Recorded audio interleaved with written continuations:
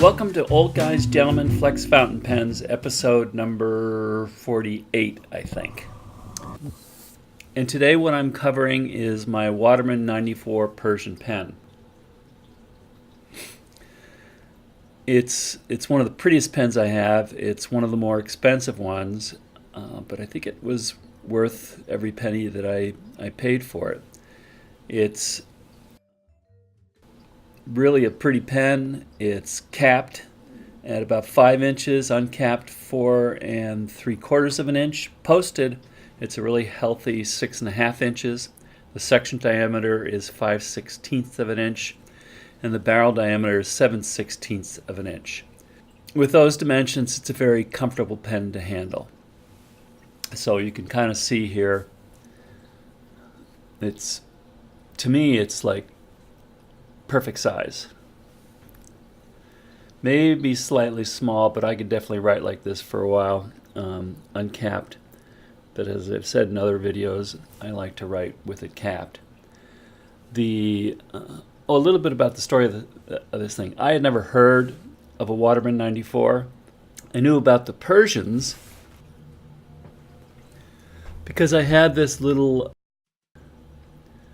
Lady Patricia Persian. Although on this one, there's been some staining that's happened over the life of the pen. But you can kind of see the somewhat similar look, although this is in much better shape. There's a little bit of staining here, up in here. I've read about this, and a lot of people believe that it's because of the volatile stuff that comes off of the sacks. But it really is kind of cool. Just a really nice kind of complicated, cool looking design on it. And it has a really nice nib too, which we'll get into in a second. Like I said, I really wasn't looking for a Waterman 94. I didn't know what it was. But what had happened is we were on a recent trip, and when we were in England, I was able to get this. Now, what does this have to do with this? This is a swan lizard skin pen, which I previously reviewed.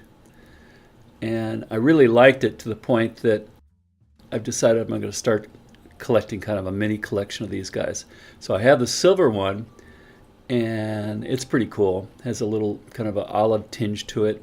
And then I got a blue one from England, coming to the United States, and somewhere along the line, it popped out of the bag. It doesn't look like it was stolen or anything. It just popped out of the bag, and probably on the floor somewhere in some post office between England and Portland, Oregon, sitting on the floor, and nobody knows who it belongs to. So while they're investigating that, I'll probably never see it again. But I was feeling really sorry for myself. The seller of this pen was very good about getting me a refund. So getting that money and feeling sorry for myself, I decided I was just going to go out and get a pen to make myself feel better. So is that wrong? Is that wrong for me to do that? Doesn't feel wrong. Anyhow, let's talk a little bit about how this thing writes. Okay, so with a really light hand, I can get better than triple extra fine with it. And it's not a wet noodle. It just doesn't easily bend this much, but it's a comfortable amount of pressure. I wouldn't feel any problem with writing up into this range up here. But you can push a little bit every now and then, like I do in my capital letters, and I can get to a triple broad plus. It's very smooth, it's very responsive. I'd call this a full flex. Let me show you a little bit of how this writes. Nice fine lines this way, nice fine lines this way. I kind of do this so you can get a comparison and contrast between the two. So I put a little bit more pressure, a little bit more pressure, a little bit more pressure. So it's nearly a wet noodle, definitely full flex, and it writes pretty wetly as well. But yeah, so this ink that I'm using is a Sailor Gentle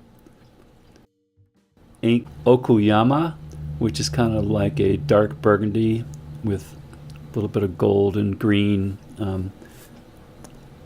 put in for people who really like to pour the ink on. And it's a wet ink.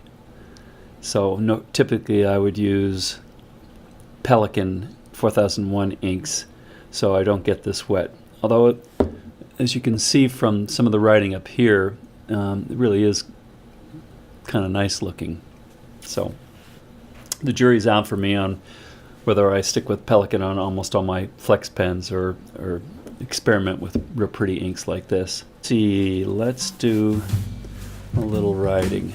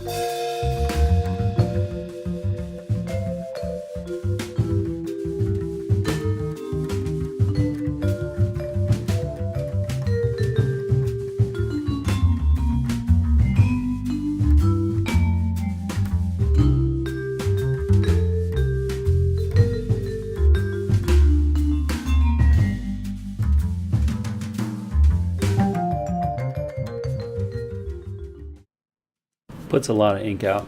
So to finish this thing up, I would have to say I really like the look of this pen. I like the way it writes. A little bit on the pricey side, but it writes triple extra fine and flexes to triple bold. That's like a perfect flex pen for me. I don't think I really would like this to be any flexier than it already is, because it's less likely that I'll spring the nibs than with a really light-handed wet noodle. So I guess that's it. Hope you got some value out of this video, and until next time, goodbye.